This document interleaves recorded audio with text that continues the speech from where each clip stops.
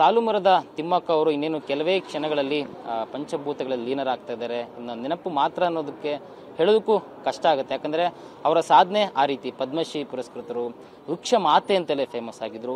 So ಇವತ್ತು ಬೆಂಗಳೂರಿನ ರವೀಂದ್ರ ಕಲಾಕ್ಷೇತ್ರದಲ್ಲಿ ಅವರ ಅಂತಿಮ ದರ್ಶನಕ್ಕೆ ಇಡಲಾಗಿತ್ತು. ಅಂತಿಮ ದರ್ಶನದಲ್ಲಿ ಅವರ ಕುಟುಂಬಸ್ಥರು ಕೂಡ ಜೊತೆಗಿದ್ದರು.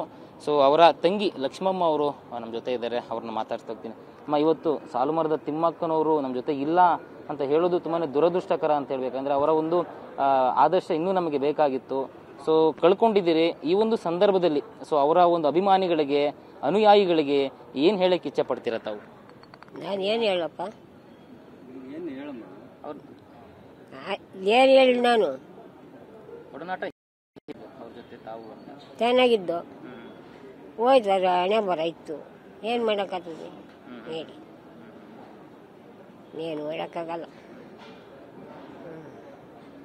ಅವರು ಮೊದಲಿಂದಲೂ ಕೂಡ ಈ ಗಿಡಗಳ ಬಗ್ಗೆ ಇಟ್ಟಂತ ಪ್ರೀತಿ, ಗಿಡಗಳನ್ನ ಮಕ್ಕಳ ರೀತಿ ಭಾವಿಸ್ತಾ ಇದ್ದಂತ ರೀತಿ, ಅದನ್ನೆಲ್ಲ ತಾವು ಗಮನಿಸಿದಾಗ ತಮಗೆ ಹೇಗೆ ಅನ್ನಿಸ್ತಾ ಇತ್ತು ಹಾಗೆಲ್ಲ ಅಂತ? ಏನು ಅನ್ಮನಿಸ್ಬೇಕ, ಹೋಗಪ್ಪ, ಗೊತ್ತಾಗಲ್ಲ, ನಮ್ಗೇನು ಗೊತ್ತಿಲ್ಲಪ್ಪ,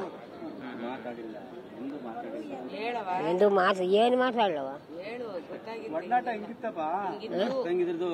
ಅಪ್ಪಂಗಿದ್ದು ಚೆನ್ನಾಗಿದ್ದು, ಹೋಗಿ ಬರೀವೋ, ಮನೆಗೆ ನೀರು ಕುಡಿಯೋ, ಅವ್ರು ಬರೋರು ನಾವು ಬರೀವೋ, ಹೋಗ್ಬಿಡ್ತು, ಏನು ಮಾಡ್ತೀರಿ ಅಂತ ಹೇಳಿ. ಎಲ್ಲರಿಗೂ ಬಂದಿದ್ದು, ಅವ್ನು ಬರ್ತಡೆಗೂ ಬಂದಿದ್ದೆ, ನಾವು ಬಂದಿದ್ದು. ಸೊ ಅವರ ಸಹೋದರ ಅಂದರೆ ಅವರ ತಮ್ಮ ಅವರು ಕೂಡ ಒಂದು ಜೊತೆಲಿದ್ದಾರೆ, ಅವ್ರನ್ನೂ ಕೂಡ ಮಾತಾಡ್ತೀನಿ. ಕೆಂಪಯ್ಯ ಅಂತ ಅವ್ರ ಹೆಸರು.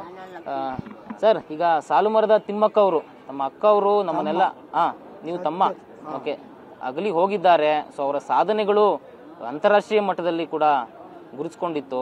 ಸೊ ಈಗ ಈ ಸಂದರ್ಭದಲ್ಲಿ ಅವರ ಅನುಯಾಯಿಗಳಿಗೆ ಏನು ಹೇಳಕ್ಕೆ ಇಷ್ಟಪಡ್ತಾರೆ, ಅಭಿಮಾನಿಗಳಿಗೆ?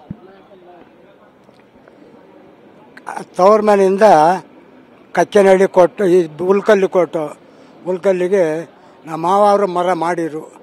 ಇವರು ಆಮೇಲೆ ನೀರು ಇರೋದು ಅವ್ರು ಮಾಡೋದು ಎಲ್ಲ ಮಾಡಿರು. ನೀರು ಇಕ್ಕೊಂಡು ಅವ್ರಿಗೆ ತಿಂಡಿ ಸಪ್ಲೈ ಮಾಡಿರು. ಎತ್ತು ಗಡಿ ಕಟ್ಟಿ ನೀರು ಹೊಡೆದ್ರು ಮರಕ್ಕೆ. ಈಗ ಏನಮ್ಮ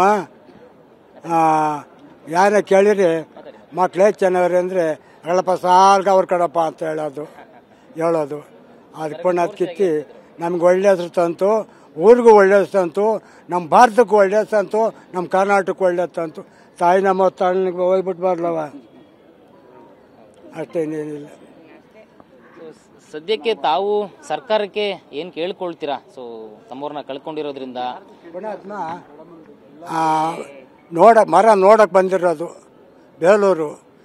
ಸರಿ ಬಂದರೆ ನೋಡಪ್ಪ, ಇದೇನಿಲ್ಲ, ಎಲ್ಲ ಅಜ್ಜಿ ಕಾಯಿಲೆ ಬಿದ್ದರು, ತಮ್ಮದಿರಲಿಲ್ಲ, ಅಣ್ಣದಿರು ಇರಲಿಲ್ಲ, ಯಾರೂ ಇರಲಿಲ್ಲ. ಅವಜ್ಜಿ ಬಂದು, ಆ ಹುಡುಗ ಬಂದು ಅವಜ್ಜಿ ಕಾಪಾಡಿ ಇವತ್ತು ಅವನೇ ಮಗ ಸ್ವಾಮಿ, ಅವನಿಗೆ ಕೈ ಮುಗಿಬೇಕು ಅಷ್ಟೇ, ಇನ್ನೇನಿಲ್ಲ. ಸಾಕು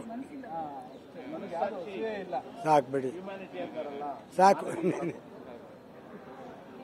ಸೊ ಇದು ಸಾಲುಮರದ ತಿಮ್ಮಕ್ಕನವರ ತಂಗಿ ಮತ್ತೆ ತಮ್ಮನವರ ಮುಗ್ಧತನದ ಮಾತುಗಳು. ಯಾವುದೇ ಕಲ್ಮಶ ಇಲ್ಲದೆ ತಮ್ಮ ಅಕ್ಕನ ಕಳ್ಕೊಂಡಿದ್ದೀರಿ ಅಂತಕ್ಕಂಥ ಒಂದು ಭಾವುಕದ ಮಾತುಗಳು ಕೂಡ ಅವ್ರದ್ದಾಗಿತ್ತು. ಕ್ಯಾಮ್ರಾ ಪರ್ಸನ್ ರಮೇಶ್ ಜೊತೆ ಲಕ್ಷ್ಮೀ ನರಸಿಂಹ, TV9.